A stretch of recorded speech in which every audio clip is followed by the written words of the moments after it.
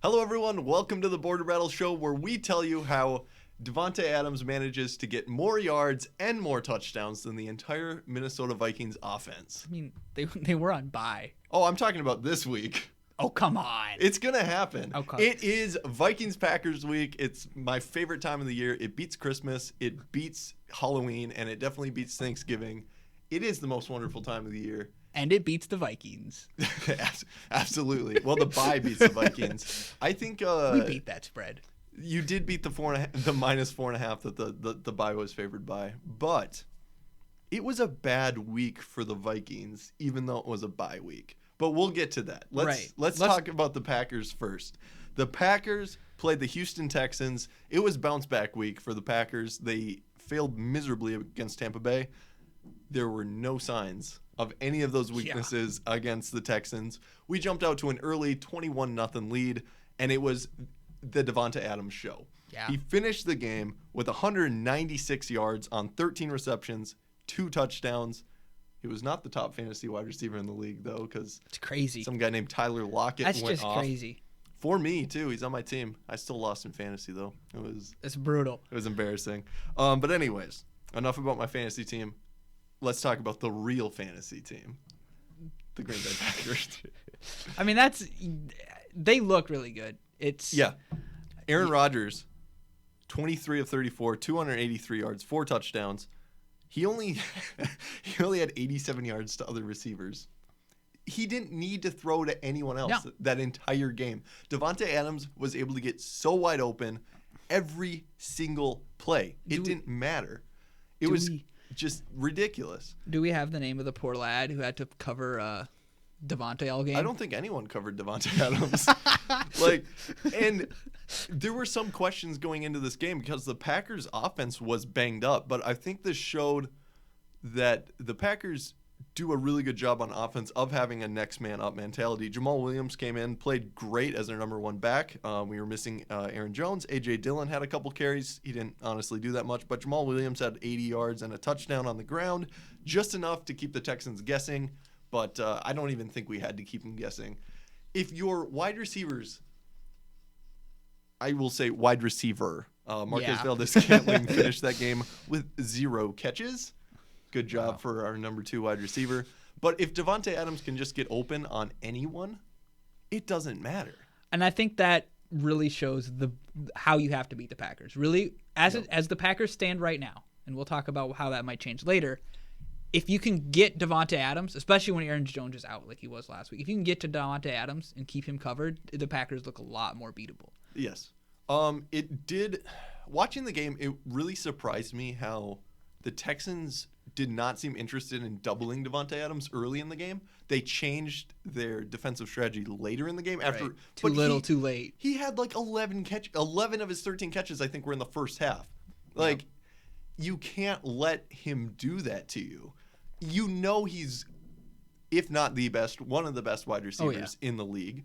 You know he's going to do this to you. And Aaron Rodgers, and I think this could be a bit of a knock on him, when Davante Adams is playing, that is Aaron Rodgers' first look on every passing. But is that a knock? When you got a guy like Davante, I don't even know if that's a knock. No, but it does get aggravating when you're trying to start guys like Robert Tonyan on your fantasy team. Okay, so you're just butthurt that Rubber Tony isn't getting big boy Bobby. Yeah. I am a little butthurt about that, but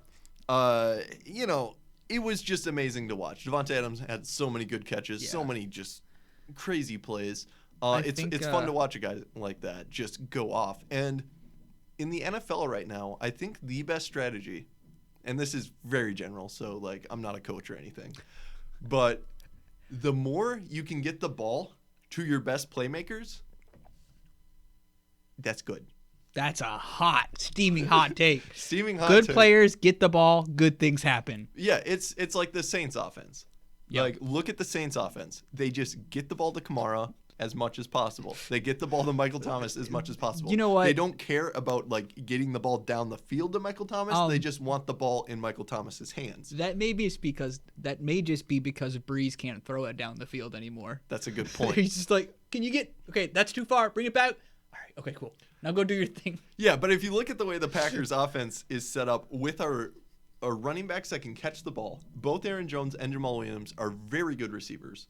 And then honestly a bit of a dink and dunk passing game with Davante Adams, where we're setting him up with screens. We're doing, short little slant routes, crossing routes, stuff like that.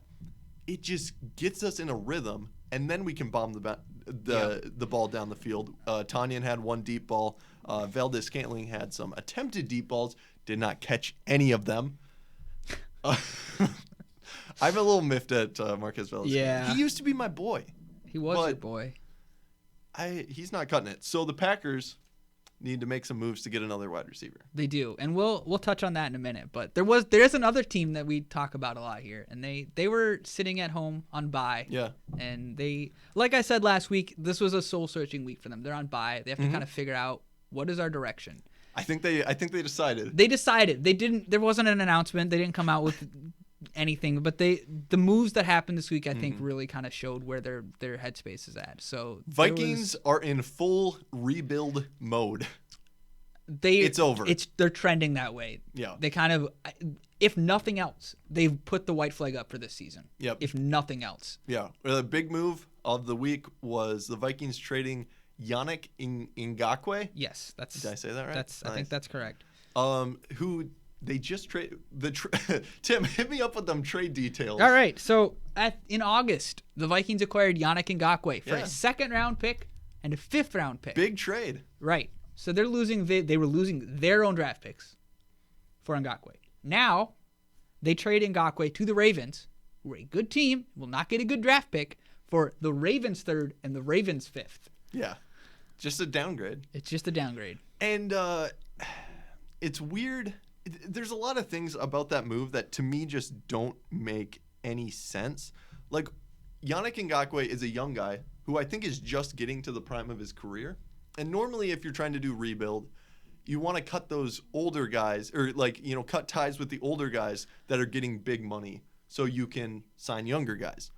But Ngakoue to me seems like someone you can build around. He was getting paid $18 million this year, which is a big number. I think he was the 2nd highest paid player on the roster. But it just seems weird to get rid of a guy that you got 6 games of production with and just straight up downgrade as far as trade goes. So here's the thing.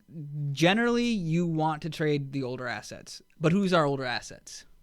Kirk Cousins? You're not trading. That contract isn't moving. No one's taking that. So, I think the thought process was, who can we get some draft picks back for? Any draft picks, so we can try to improve ourselves. Yeah. Ngakoue is probably one of the best. Otherwise, you're trading Thielen, and that, for whatever reason, the Vikings came out today and said that they just not the Vikings themselves, but reporters and people close have said that they don't really have that much interest in trading Thielen. Huh. Which I don't get, because we traded Diggs, and we seemed comfortable with that, and we have Justin Jefferson. Yep. So I don't get that. But yeah, and the other thing that kind of hand waved that we're going into rebuild was we decided to go ahead and have Danielle Hunter do his surgery now instead of waiting to the end of the season, see if he couldn't come back at the end of the season for a couple games. We just said, no, just do the surgery now and start your rehab sooner. Yep. So he will not be returning this season. The Vikings are now. Who's pass rushing for you guys? I don't know. Like, are you just gonna sign the some top guys off 5 the guys street? who come to the door? Yeah. Yeah. Just line up. Go to the stadium now, guys, and right? If you have a Vikings jersey on, you will get a tryout. Just make sure to wear pads because it's gonna hurt. Yeah. Although I'm assuming you'd be practicing against the Vikings offensive line, so you probably won't even get touched. What was the stat so far on the season? Like, yeah, Kirk Cousins is getting pressured on 1/3 of his snaps. Yeah, that's not good. That's yeah. Especially when you're someone that historically has really struggled under pressure and throws a lot of picks under pressure. And look at that. He's throwing a lot of picks. Yeah, it explains a lot of what's going on with the Vikings, which I think in a few words is just a implosion, on all levels. This season is a bust. Whether or not Mike Zimmer survives this bust, I think he might be able to play it as we're just going to rebuild and keep me around because I can make things work. What I want to say to Vikings fans right now is Yeah. what you have to ask yourself is, do you really think we can salvage this, or should we just press reset? Because I think if you wait too long, we're going to be a bad team longer. Because the reset's going to be a more direct, abrupt, just we're going full bore on it. Yeah, and I think the Vikings, and I don't know if this is like how high up this goes with the Vikings, but like if you look at the last 20 years of Vikings football, there have been periods where I think they should have blown everything up and they haven't. Like look at the Christian Ponder years. There was nothing going right there. Christian Ponder, I believe, since 1999 has played started the second most games at quarterback for the Vikings, second or third. Mm-hmm. That's rough. Yeah, and he in my opinion, never really that Vikings team, the core that they had around Ponder, that they built around Ponder. They had freaking AP, man. Yeah, other than AP though, yeah. There was nothing there that was worthy of we're gonna get her done. There was some this. good defensive pieces, but offensively, oof, yeah. It was just there was Peterson nothing there. There was marks. nothing there. Christian Ponder wasn't the guy. Yeah. I think when you look at the Vikings team now, you have some pieces that you hang on to and build around. You build around Jefferson. You build around Dalvin Cook. You build around Harrison Smith. Mm-hmm. Blow everything else up. Yep. Everything else is not working. I think, and I've been thinking about this too with regards to our quarterback situation. Do you think Kirk Cousins is a good guy to mentor whoever we get? Like, is it time to move him to that position? Just kind of, we're paying him a lot to be a mentor. I think you way might have too to, much. because I don't see anyone else taking that contract. I mean, you can cut him and pay the guaranteed. The most expensive clipboard holder in the NFL. Yeah, but he really would be. I don't know what else to. I guess it depends on where the Vikings end up picking. Do you think the Vikings will be one of those teams that will be looking to get a good draft pick, or are they going to keep trying to get some wins? The Vikings are just one of those teams, I think, that are always going to be looking to try and get some wins. Like, it's just they as a team don't like the look of saying we're in full rebuild. Mm-hmm. There's other teams that just don't seem to care. And in fact, it seems like they enjoy the rebuilding more than the winning. Jets. The Jets have been in full rebuild mode for the last 10 years. Yeah. Boy. Yeah, there's a lot of competition in the tank for Trevor. So, I don't see the Vikings getting, the first-round draft pick or anything. So, what do you do if you're, the head of the Vikings? What is your strategy moving forward? Just let it play out. Really? I don't think we'll win that many. Well, I don't think there's a lot of wins left on the schedule anyway. So, I think just play it out, Don't say you're going full rebuild, because that'll get the Vikings fans more mad, I think. I don't know. But, yeah. It's a sad time to be a Viking fan. That's all really, I got. It's been it's rough. Pretty big fall from grace. Would you say, if we look at this as the Kirk Cousins era, these last few years, you can't look at this and say it's been a success. Nope. We went so the year before we got Kirk Cousins, 13-3, top 3 defense in the league. Keenum led us to the NFC Championship game. Yes. We let Keenum walk, which I don't think is I think that was lightning in a bottle. That was definitely a career year. Yeah, it was lightning in a bottle. I understand that. I also understand why we signed Kirk Cousins. But the first year, 8-7-1. Now I think that there was some things going on. There was injuries. Was that the year Cook was out? I don't remember. That was a long time ago. But yeah, we went 8-7-1. It was rough. We missed the playoffs in the last week of the season. Yada yada yada. So that was the first Cousins year. Second Cousins year, 10-6, make it to the playoffs. And then we win one game and then lose to the 49ers. So now we're here. Yeah. Third year, all we might get out of it is one good playoff game. Yep. It's all we might get to show for the Kirk Cousins era. So I don't know. Which you got more than that with Keenum. Yep. Also, that would be a success for some teams. But if you're the Vikings, I think we're usually a good enough teams where we need to just expect more. And, just look at where the Vikings at the start of this year were not projected to be one of the top teams in the NFL. But you were considered to be, in the exact same tier as the Packers. Yep. Heading into this year. Basically, if you had told me that the Bears and the Vikings had swapped, Vikings were 5-2 and the Bears were 1-5, I think I would have believed you. Yeah. I don't think anyone thought the Vikings were going to win the Super Bowl this year, but this has just been so bad.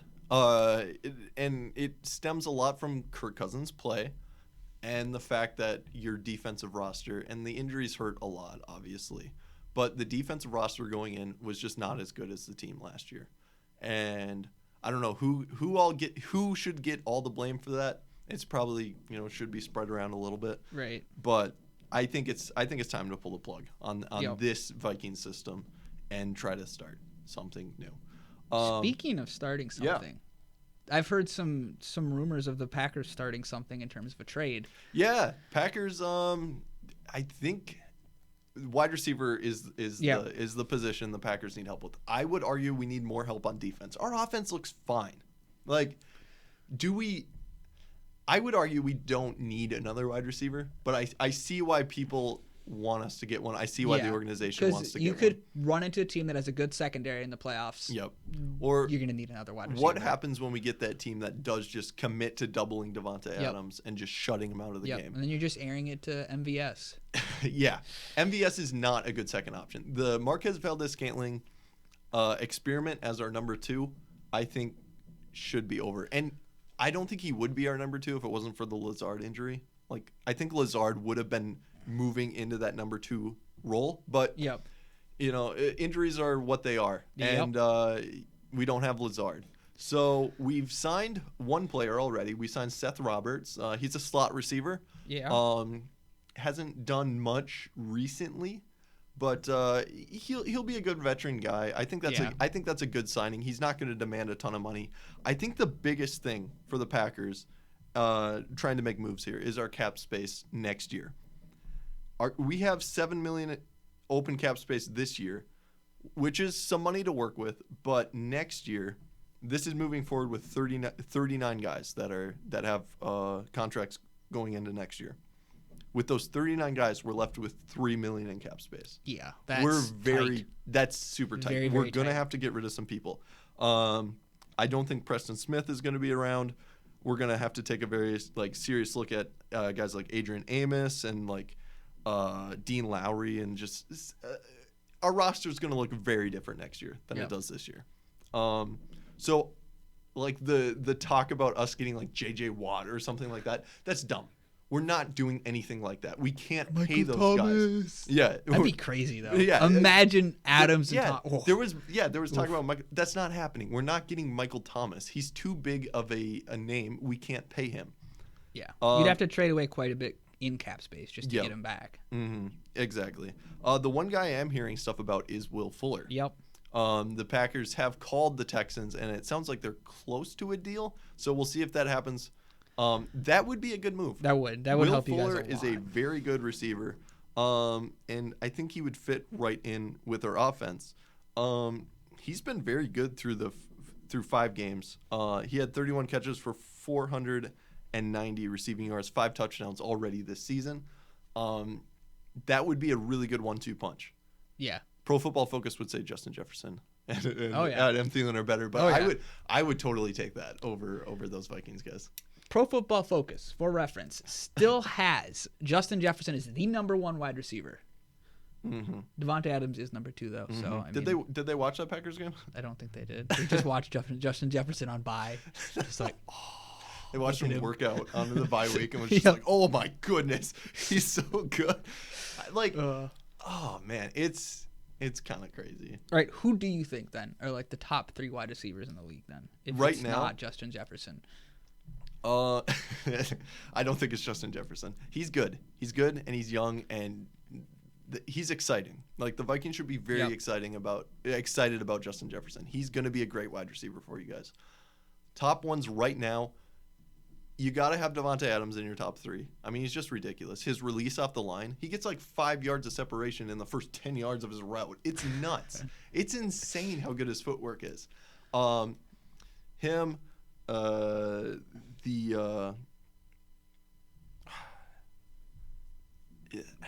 I've never been a big Michael Thomas guy, and he's injured, so I'm just gonna. We're not counting him. He's just kind of a. All right. I'm just gonna throw him out. The Cardinals with Hopkins. Yep. You gotta have DeAndre Hopkins. Yep. Up there, he might be the best in the league right now. And then that third spot. I think you could go a lot of ways. Yeah, it does kind of, the tier kind of ends there. Yep. I would say if we're throwing out Michael Thomas, your top three in no particular order are Davante Adams, DeAndre Hopkins, or if we're throwing, yeah, I said Michael. Yeah, I can talk. Don't worry, guys. So Davante Adams, DeAndre Hopkins, Keenan Allen are the top three. Keenan Allen is very good. I'd throw Thomas in there. I think we're seeing how good he can be with Justin Herbert because he has a legitimate quarterback now. Mm-hmm. Yeah, that's a good take. Like other guys, Tyler Lockett is ridiculous. Stephon Diggs, no. Stephon Diggs is good. There's a lot of good receivers. I think we've been trending this direction for a long time, so this is not a hot take at all. But wide receiver, I think, is like the second most important position outside of quarterback. And like, 0 MVPs. Yeah. I will ride that train forever. Like, in order to have a good offense now, you need good wide receivers. You look at the teams that are struggling to put up points, it's because they don't have receivers. Or they have a receiver but no quarterback. You need that combination because that's what the game is now. Yep. And, and that's why it's so disappointing with the Vikings. We have the wide receivers. You have the wide receivers. We have one of the top 3 wide receiver tandems. You could make a very good argument that they are the best wide receiver tandem in the league right now. Top 5 running back. Mm-hmm. And who's supposed to be at least a competent quarterback. Supposed to be. And we have, Irv Smith and Kyle Rudolph at tight end, who are both good, in theory. Sure. Kyle Rudolph, maybe not as good as he once was. I'll give him okay. But, should be at least, they get a C. Yeah, sure. C minus. And to be fair, our offense has been all right. Like, we've been putting up numbers. That's fine. Garbage time.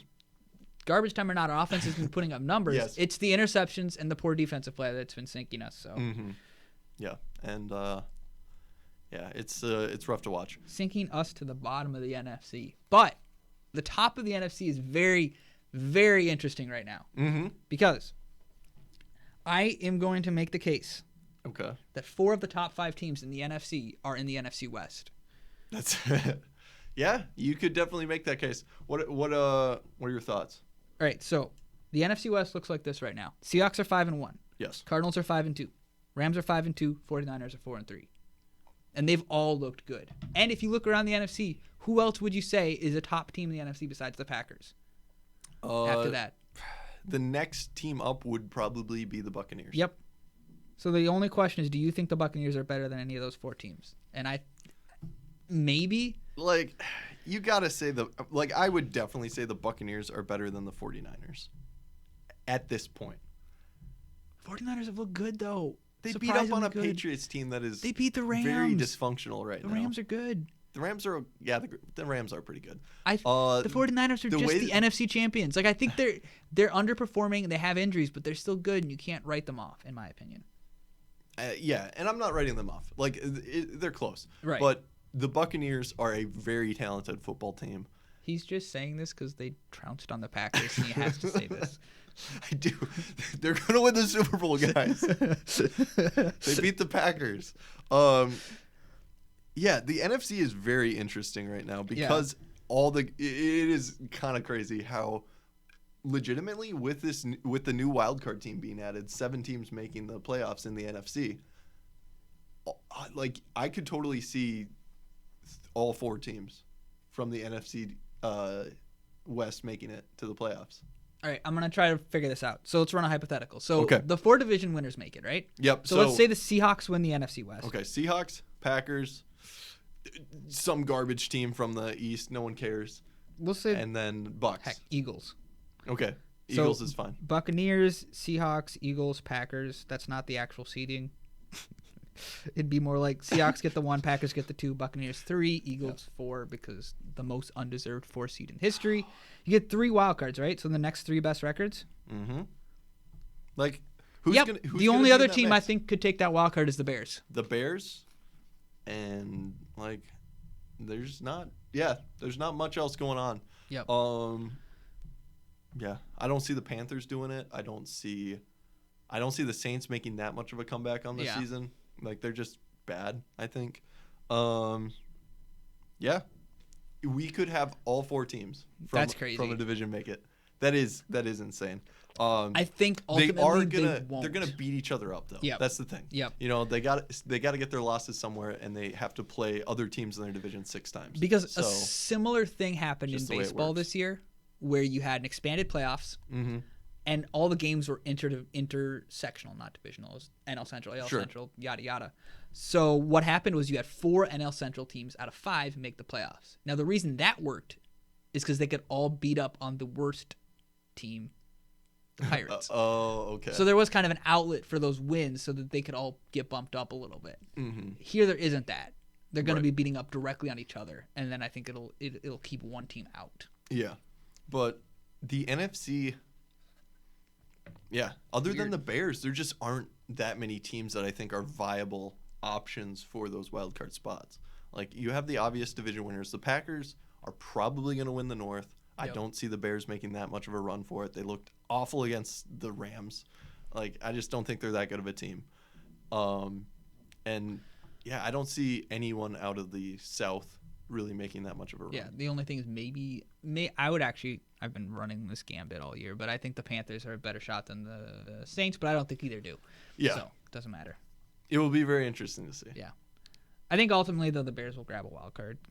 I think if you had to make a prediction right now. Yeah, I mean, they get to beat up on the Vikings and the Lions, so that's Yep. pretty nice. Speaking of baseball, though, Yeah, did you know that the World Series ended? it did? Yeah. There was a World Series going on? Yep. Oh, what happened?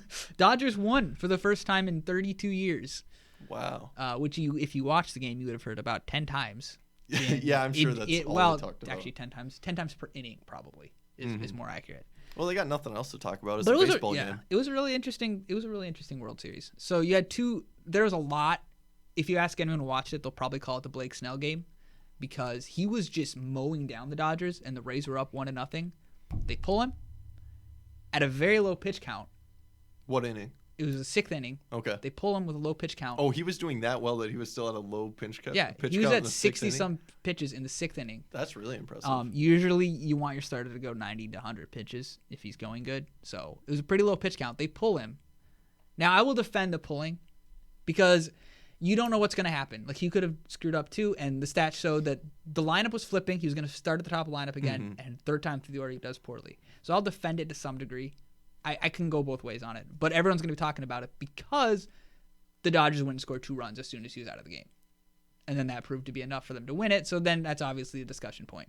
yeah. The other point is later in the game, the Dodgers' third baseman was pulled for no explainable reason at the time.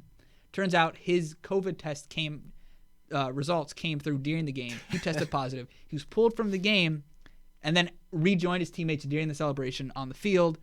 So that was pretty controversial. That's pretty hilarious. Yeah. That's got to be, like, of all things in 2020, a player testing positive for COVID mid-game is hilarious. I find it surprising because I was under the impression that most of the test results would come before, but You would think. apparently not. Apparently they're just hoping for and he had been tested the day before, I believe, and tested negative. Don't Okay. quote me on that. So I think that was what they were going off of. In any case, and then the other interesting thing was the commissioner's handing out the trophy, giving his post speech, whatever, and you could just hear whatever 10,000 fans are there just all booing the commissioner. Which I don't think I've ever seen in a sport, especially right after the game. Like you're happy, the thing's over, it's time for. And they're just like, boo. Wow. It was surreal. That is strange. Well, Yeah. I'm glad I missed it. Wow, that's okay. So what is it, like 2 weeks before the next season starts, or how does that work? No, it's a couple months. Oh, okay. Stay out of my NFL season. Although I must say, it was it has been nice how much stuff there is to watch on TV. Like Thursday, I got to watch Thursday Night Football, the debate, and the World Series. I did actually watch some World Series. That's pretty cool. It is. Like that's a good night of TV for sure. Also, So, I think the World Series outdid the NBA Finals in ratings, I'm sure they did. which is I'm continually surprised, but we don't know enough about the NBA to talk about it. I'm just Yeah. surprised. What's an NBA? A natural A non-bassist agreement. It's Yes. where they kick the bassist out of a band. I don't know. Anyways, we should probably stick to sports we know about. Yeah. Speaking about knowing. Yeah, we know a lot apparently because we're doing pretty good in picks so far. Yeah. We are 5-2 so far in the season. We're both tied up. We made the exact same pick last week. We picked the Packers to win and cover over the Texans, which we were both correct about as they demolished the Texans. Yep. This week, another big spread. Packers favored by 7 points against your Minnesota Vikings. Packers are at home. Big favorites. Yeah. You want to pick first? Sure. So I'm not going to bury the lead here. I have to do this. Like, I can't sit here and just be like, Packers are going to win and cover. Vikings suck. Boo-hoo. No. Vikings are going to beat the cover here. Okay. They're going to lose the game. I thought you were going to go with that they're going to win. No. I was waiting for it. Win the game. Come on. Yeah. I can't suspend that much disbelief, all right? So the Packers will win the game. Mm-hmm. But whether it be because of garbage time or because the fact that the Vikings offense is good, Yeah. they will manage to keep it close enough where they keep the cover. Yeah. And I don't think that's that outlandish of a pick. There's a reason why the spread is only 7 points when it is a 5-1 team versus a 1-5 team. And it's because the Packers against good offenses have given up a lot of points. Look at our game against the Saints. Was a possession game, a game against the Falcons. Very close at the end. If you're coming in with a good offense, you're going to score points on the Packers. Our defense just isn't made to shut teams out. The Texans scored quite a few points. They scored 20 points in the second half, some of which was garbage time, but there were some legitimate drives there. Yeah, this game will be closer than you would maybe think, but I got to go Packers win, Packers cover. I just don't see a way that the Vikings can stop our offense in the slightest. I mean, apparently we still have the third best third down defense, which is just crazy to me. That is it doesn't seem right, actually. But apparently we still do. So I don't know. Yeah. The issue is gonna be though our secondary has just been so weak, and that's where the Packers are gonna destroy us because they have Davante Adams. Right, and with guys like Danielle Hunter and no more Yannick Ngakoue. Yeah, it's how are the Vikings going to get pressure on Rodgers? Oh, Bakhtiari is questionable. I'll say that. He might not play, but Aaron Jones will possibly be coming back. He didn't practice, but he's listed as questionable so far, so we'll see what his status is. The Vikings have a better shot of winning if Aaron Jones is in the game. Why Reason being. This is almost blasphemy. No, because here's the thing. If Aaron Jones is in the game, he gets used more, right? That's just That's not a hot take. Yeah. But what is if he's not in the game, Rodgers is gonna be looking to Davante more, right? Yeah. Or to Jamal, who I think is a better pass catcher than Jones. That is true. So he's gonna be passing the ball more, which I think is gonna hurt the Vikings more than trying to stop a run. Mm-hmm. I think if Aaron Jones plays, the chances of the Vikings covering the spread goes down a lot though.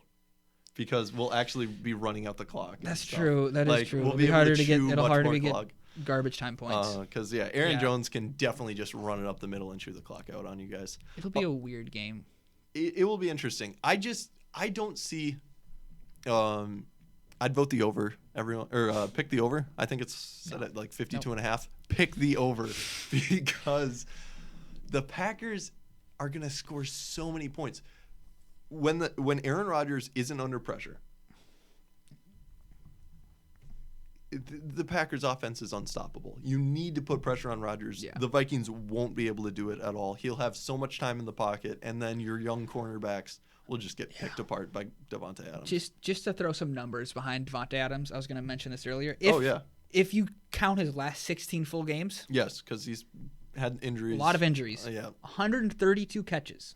1,672 yards and 11 touchdowns. Yeah, that's pretty good. Yeah. Yeah, he's so good. And I think I can't wait for the. You're just in awe. I am just. That was me during the game. I was just, oh my goodness. I can't wait for all the extremely low sample size statistics that are gonna be his last game and this game. You just combine them. And it's just if you, he might have 350 yards, in these two games. That's crazy. Yeah. Unfortunately, his injuries keep him back from having just the crazy stats at the end of the year. You want to know what speaks to the Vikings being bad? What? One last thing. Mm-hmm. More than the spread. Yes. I don't remember, and this could just be me having a bad memory, but I don't remember the last time the Packers and Vikings played this late in the season and not having it in a better time slot than noon on a Sunday. That is true. Yeah, normally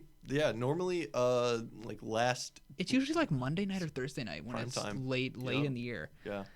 Yeah, that is sad. It goes to show. Because there's been a couple times early in the fallen. Last time I remember them playing in Lambeau on a noon time, it was the game where we tied. Do you remember that game? Yeah. It was just so. That was gross. Oh, that was a gross game. That was brutal. I don't think this game will be gross. It will be a good fantasy game. Start your guys. Yep. On the Vikings and the Packers. I'd Justin say Jefferson. You're gonna get that garbage time Best if you're in the picking league. the Vikes, and the Packers offense should just be unstoppable. I hope Jones plays, because he ripped the Vikings apart last year, and I think he can. Who's ready for a 43-42 game? Let's go. 42. If the Vikings can lose by 1 point to the Packers, I will take everything I said back this week. Don't do you that. guys should not rebuild. No. You guys are Don't Super give Bowl them false hope. contenders. Don't give them false hope. We need a reset. If for no other reason than we need to get a decent quarterback, and we don't have the money to buy one on the free agent market. Yeah. So we got to do what we got to do. Doom and gloom this week, guys. Yep. Unless you're a Packers fan, then we're still Super Bowl contenders, guys. It's true. Best team not on the coast in the NFC. Yeah. Well, and now that the Seahawks have lost, I think you can say the Packers are back in the discussion for being best team in the NFC. Oh, they are. I don't think they ever left. Thank you. I was just always going to say that it was the Seahawks. Are you still, though? Yep. Did you see that collapse against the Cardinals? Cardinals are a good team. That was such a crazy game, though. Cardinals are a good team. So. Yeah, they are. Yeah, they are. It's not but it's not like Tampa Bay is a bad team. Yeah, that's fair. So. I haven't said they're in the conversation. I just have my solemn duty as a Vikings fan. Yeah, and I think if you look at the Packers' schedule, that's the other thing. Packers, and this isn't that bold of a prediction, but Packers will be the number 1 seed in the NFC come playoff time. Yeah. I see a possible 2 losses on the schedule. I don't see any other games that we could even possibly lose. Who do you play that are 2 losses? We play the Bills, and I believe it's on the road. Let me pull up the schedule quick. Dude, you're gonna lose in Buffalo.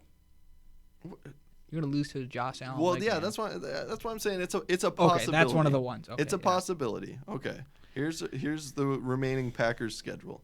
Oh, clicked on the wrong thing. Okay, we got. I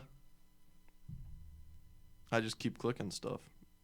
I'm like an old man with a phone. How does this thing work? It's really bad. Well, we got Vikings this week. Yeah, that's a win. I'll give you that. Thank you. I'm very happy you agree. Then we have the 49ers. That's a loss. And I have that as a possible loss. Okay. So obvious win over the Vikings. Possible loss to the 49ers. Then it's Okay, Jaguars. you ready for this though? Jaguars you at ready home. for this? Okay. This might not be right, but I feel like the last couple times the Jaguars have come to Green Bay, they've won. I don't know, but they're not this year. Jaguars are garbage. Okay. Okay. Then at Colts. Maybe. I have think that. I can see that one. Yeah. We could maybe lose that game. Okay. Home against the Bears. There's no way we lose that. I think you win that game, but I don't think it's a no way because the Bears are not bad. I don't think they're set up to beat the Packers in any way. Their offense isn't good enough. Like I said, I think you win. You can slow. Their defense, didn't look like that good of a defense against the Rams. So far, the Bears haven't really had to play high-powered offenses until that Rams game. Yep. And they got exposed. They looked bad against the Rams. So I think a high-powered offense like the Packers, we just blow them out of the water. Yep. And their offense is clearly not good enough to actually put together a comeback or anything like that. After Bears, Eagles coming to town. All right, easy win. You get that one. Road against Lions. Should be a win. Sometimes those Lions games are weird though. Yeah, so unless you forget to how to run out the clock like a normal team, you'll win. Yeah. Good job, Falcons, finding another way to lose by scoring a touchdown. That's just proud Atlanta tradition. Yeah, that's great. Then it's Panthers coming to town. That should be a win.